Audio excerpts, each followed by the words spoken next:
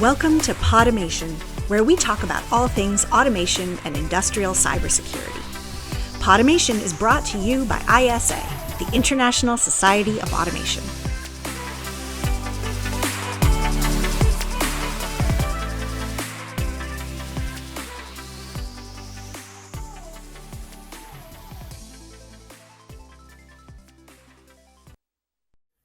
Welcome to Podomation. I'm Liz Neiman with ISA, and I'll be your host for today's episode. On our last episode of Podomation, we recapped the ISA Automation Summit and Expo, which took place in October 2025. The episode included thoughts from so many different stakeholders and participants, but one in particular really stood out. Today, we bring you a complete interview with Leigh-Kathryn of Be Downtown, who offered a really popular session at the conference about the lessons we can learn about leadership development from bees. Leigh-Kathryn is the founder and CEO of Be Downtown, which installs and maintains beehives on corporate campuses across the Southeast, while simultaneously providing year-round employee engagement and leadership development programming to many of America's leading corporations. As a leading professional society for automation, ISA is proud to provide content like this to help our members and community to grow and develop in their careers. I hope you find this conversation to be interesting, helpful, and thought-provoking. With that, here's my interview with Leigh-Kathryn.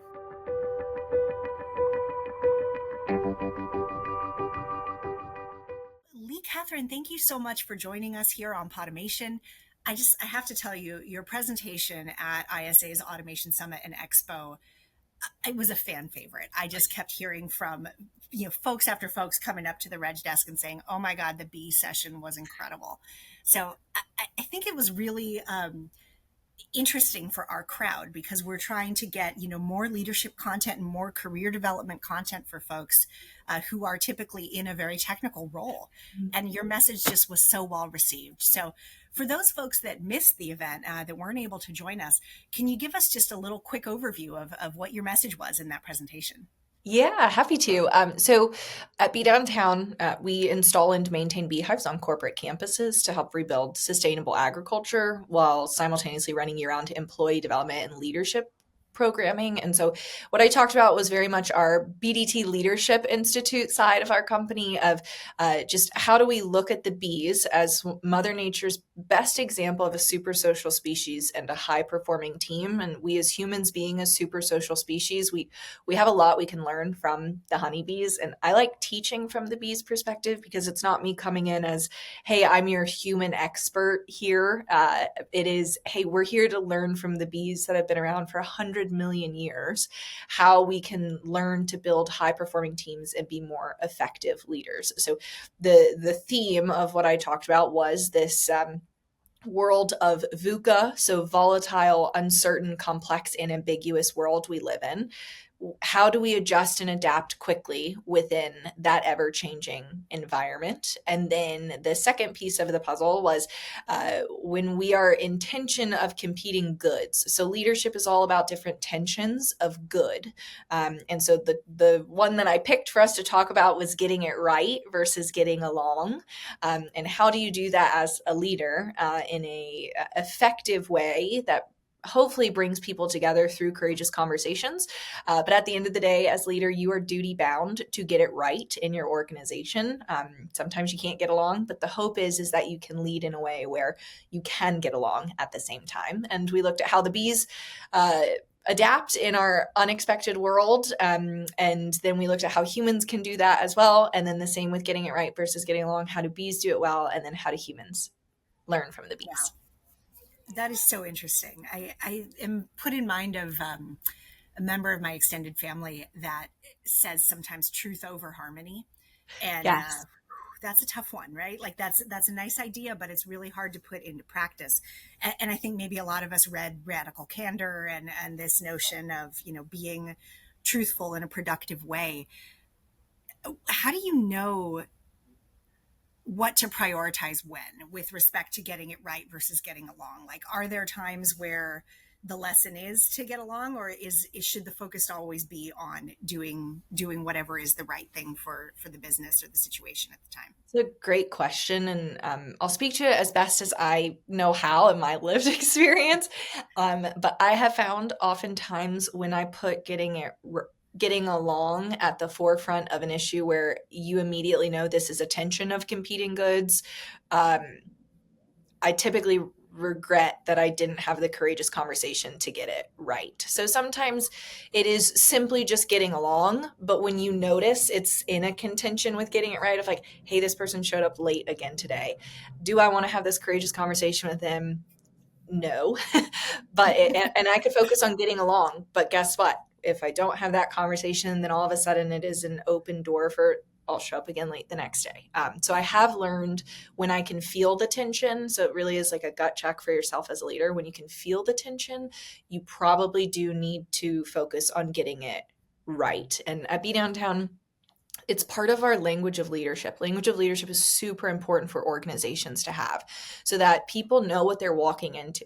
So if you need to have a courageous conversation with somebody, you sit down with them and you say, this is a courageous conversation. I am here to get it right and hopefully get along.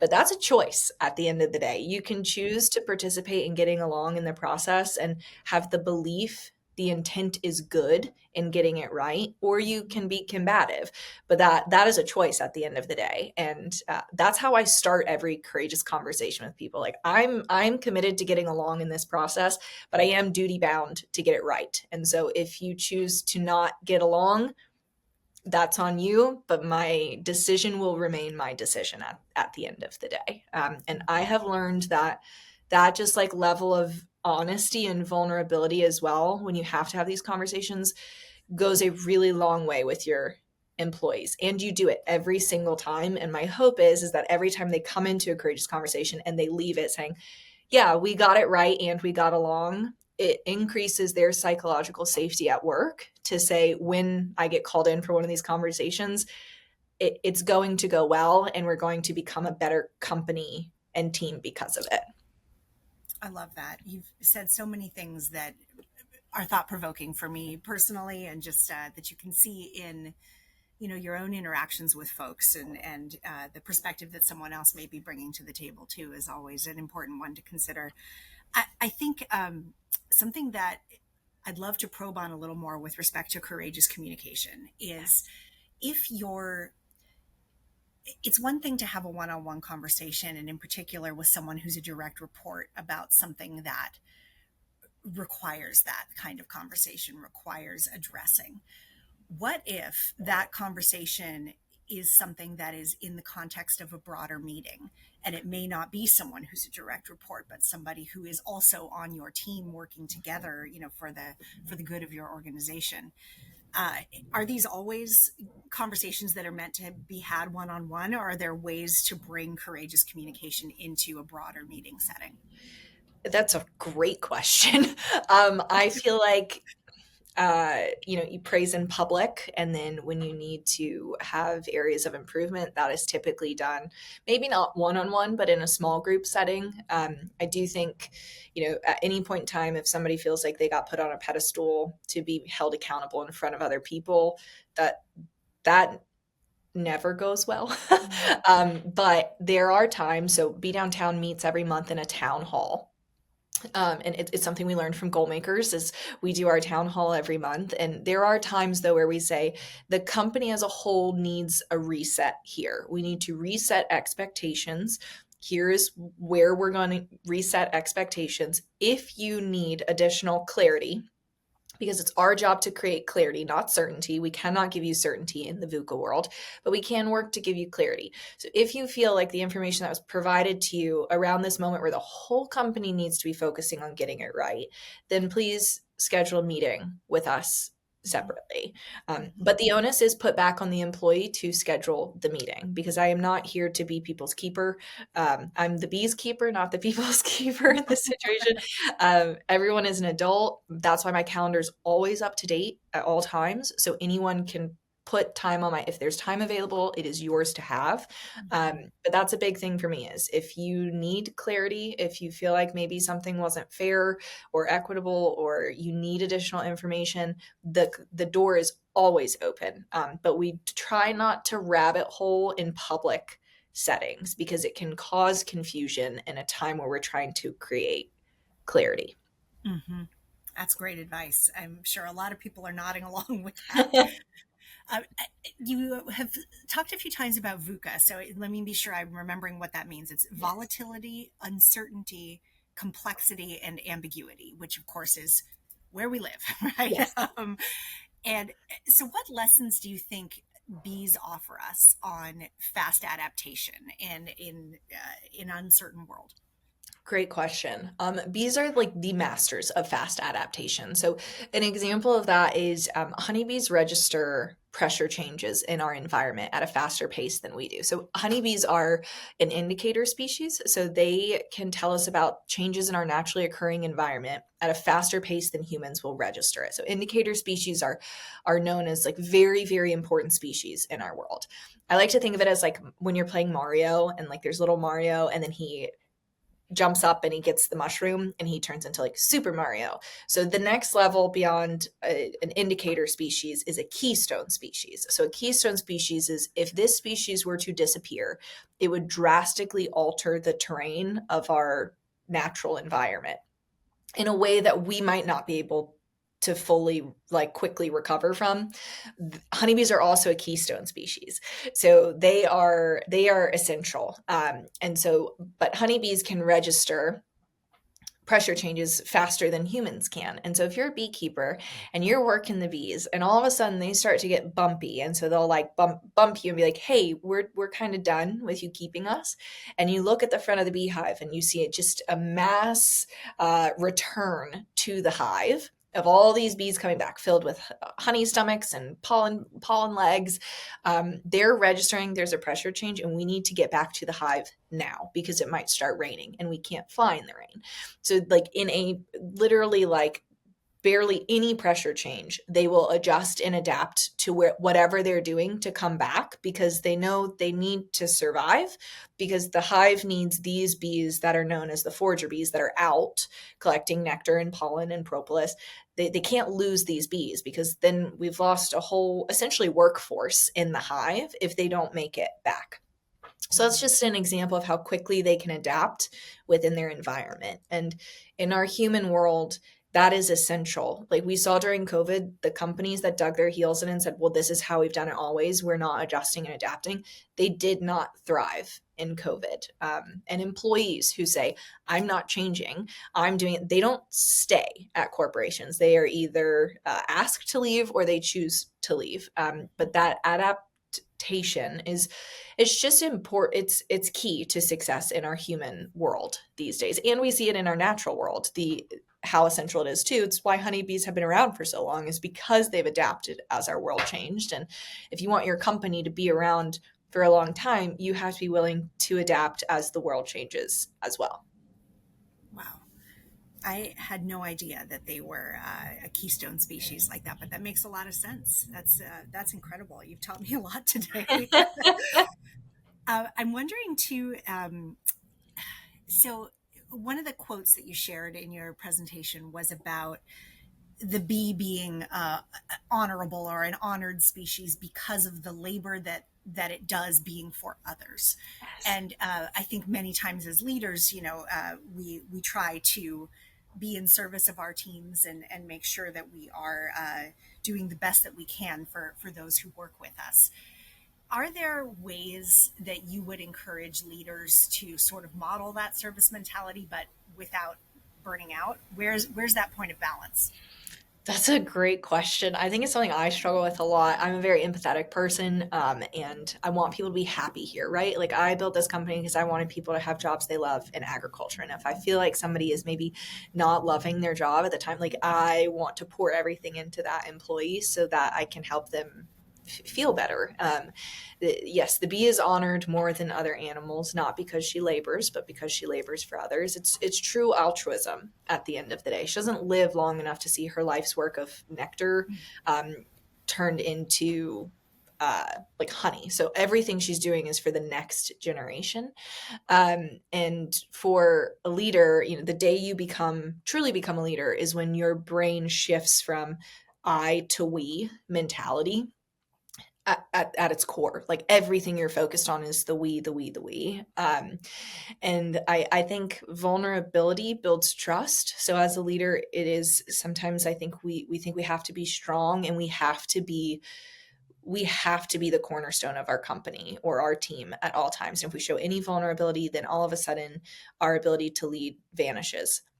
But true leadership comes, and true trust in a team comes when you're willing to be vulnerable. Vulnerability builds trust, trust builds relationships, and relationships build businesses. And so if you're close to burnout, I think it's also okay to tell people that, and to be vulnerable, because people want to help the leaders too. They oftentimes just don't know that they have been given an invitation to participate in that. So trying to have honesty within the workplace too, of how you're doing and how you're feeling. I don't know if that's necessarily the right answer, what you're looking for, but it yeah, I think just companies do well when they focus on the we. Mhm. And if you're too focused on the I, then it affects your culture, it affects your ability to maintain employees. And so, yeah, that servant leadership is essential for organizations, where you are doing everything you can for the betterment of the company, and you're trusting that everyone who works at the company is also coming to work to try to do their best job every day too. Absolutely. I love that you said trusting your colleagues are coming to do their best job too. It's always so important to think about the fact that this other person who maybe I'm frustrated with today, or maybe I don't like the decision they made, they're 99% sure not coming from it of a place of malice, right? They Right. have their own perspective, and maybe I'm not seeing the totality of that picture. So having that empathy and that compassion and that willingness to take a step and look beyond just my opinion and how I feel in this moment is really important. I Yes. think it's something that resonates a lot with our audience too, because as you progress in your career, sometimes what happens is you're a stellar individual contributor, you're a rock star at the thing that you do, and you become promoted into a people manager role. And all of a sudden, that skill set is not exactly the same skill set Oh, as it's a what is totally different skill valued. set. Yeah. Yeah. And so, what I guess let's probe on that a little bit. Do you have any advice for people who are in that stage of like, oh my goodness, all the things that I was good at are not the things that I have to do now? What advice would you give those folks? That is a great, we actually, that is something, yes. 'Cause, I mean, we have beekeepers on our team that like love bees, and they're fantastic beekeepers. And we've over the years been like, you should now be a manager. And they're like, I want to keep bees all day. So we've actually learned to just point blank ask people, like, does managing people seem interesting and enticing to you? And do you think it will fill your cup? And if not, that is fine. We can find another way for you to grow and develop at Be Downtown, but we are not going to put a square peg in a round hole, because you will hate your job. Like it will not fulfill you anymore. And our job is to help you find ways where your cup is filled at work, where you get to do your best work every day. And your best work might not be managing people. It's leadership and management. I think it's caught, it's sought, and it's taught. And so for some people, it is very natural. Like this is a very easy transition into a managerial role. For some people, it is like pulling teeth to get them to learn how to have a courageous conversation. They don't want to do it. So we've learned at Be Downtown, like we are not going to put someone in a position that we don't think is going to set them up to thrive, even if that's the position they want. So if we say this just is not the skill set that they hold and they want this, we have had people leave because they say, well, I really want this. And we say, this is not the skill set you possess though, and it will not benefit the company. And we're duty bound to the company as a whole. But believing, I love that y'all have the leadership track at ISA, because it is, most of the time, corporations do not invest in their people to learn how to teach them how to manage and lead and their different skill sets until they put them in a position where they have become a manager or a leader. And if that's the case, you have set your employee up to not be successful. They need to be learning how to manage others. They need to be learning how to become a leader and build their own language of leadership while they are in a position where they're not uh, essentially have a team, right? Leadership is a choice, it's not an appointment. So you can choose every day to say, I'm going to work on my language of leadership. I'm going to work on my capacity to be willing to have a courageous conversation with a teammate. Maybe it's not a direct report, but it's your teammate. And if you can start to build those muscles and flex those muscles, I want to learn more about financials and the importance of understanding the company's finances before I step into a managerial role. That sets you up for success. But you do need a company to invite employees to train and develop before you put it. We do it backwards. We say, you're amazing at your job. We're going to make you a manager. And now here's managerial training. But usually that takes years for people to get that skill set under their belt. So you've, as the leader, set them up to not be successful. And I do feel very strongly about making sure you're actually putting somebody who wants to be in a managerial position because you want people to like their job. And it seems very glamorous, but people are messy. It takes up a lot of your time, and you have to be willing to invest a lot of your time in becoming a good manager and leader. Mm-hmm. Very wise words for sure. And things that, when I was younger and earlier in my career, I could have stood to hear. So I hope that this is helpful for some folks who may be at that point in their careers as they're looking ahead. I also love this notion of talking to somebody about whether the management track is indeed where they really want to go and where they'll be happiest. Talk about a courageous conversation, though, right? Like that's a tough thing. So I think that's important, and I hope that we've inspired some folks to Yeah. take stock of that today. And they have to trust too that when their manager, and the relationship has to be built where their manager or their CEO says, if you don't want this, that doesn't mean you can't grow here, right? Or it does. It means we're like, this is kind of where you tap out, but are you happy here? And are you happy with tapping out? And they might be like, yes, I love what I'm doing right now. And you're like, cool. As long as we have clarity together as a unit, then there's no frustration or animosity. And so I think that is a huge piece of the puzzle, is making sure people know they're not going to be penalized for saying they're not interested in something. It's just ensuring that we are here to set you up to be successful in your job and happy in your job, right? We have to like where we work and what we do. Otherwise we leave and we go somewhere else. So yeah, that's our job, is to try to help navigate that with people.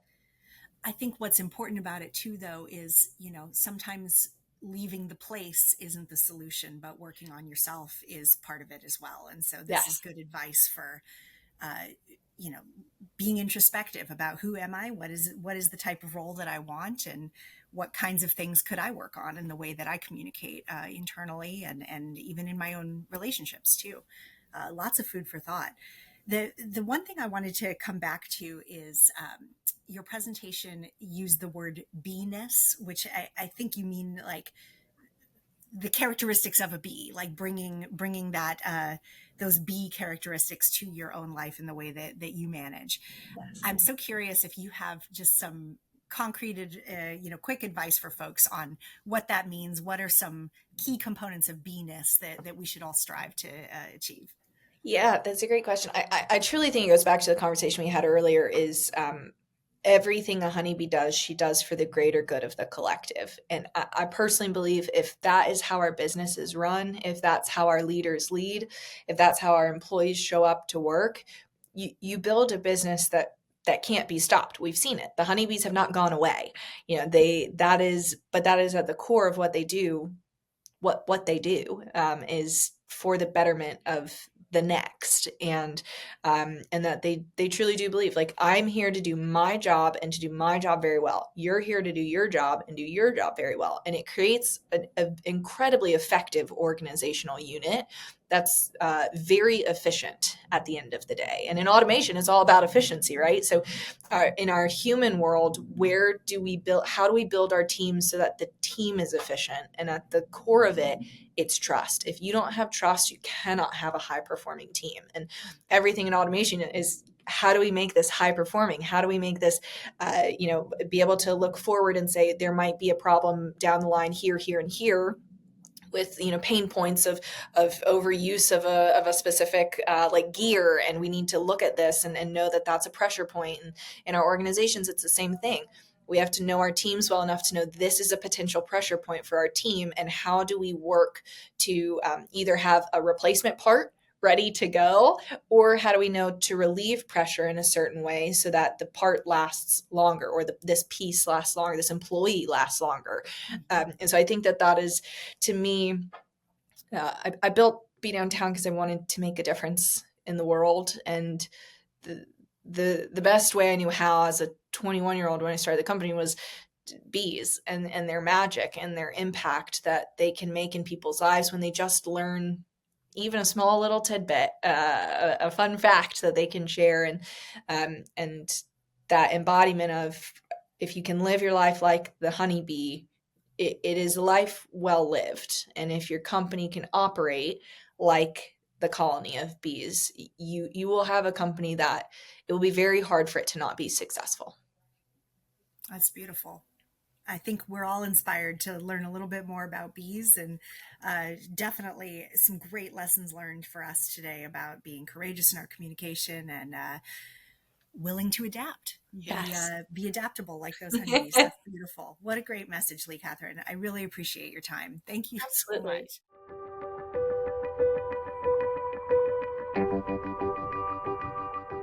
That's it for this episode of Podomation. I want to thank Leigh-Kathryn Bonner for her generosity and willingness to participate in this recording. Please make sure you subscribe to Podomation to get more great content from ISA. And if you liked this career development information, please make sure to mark your calendar for our next Automation Summit and Expo, which will be held the 27th through 29th of September 2026 in Lake Buena Vista, Florida. From all of us at ISA, thanks for listening.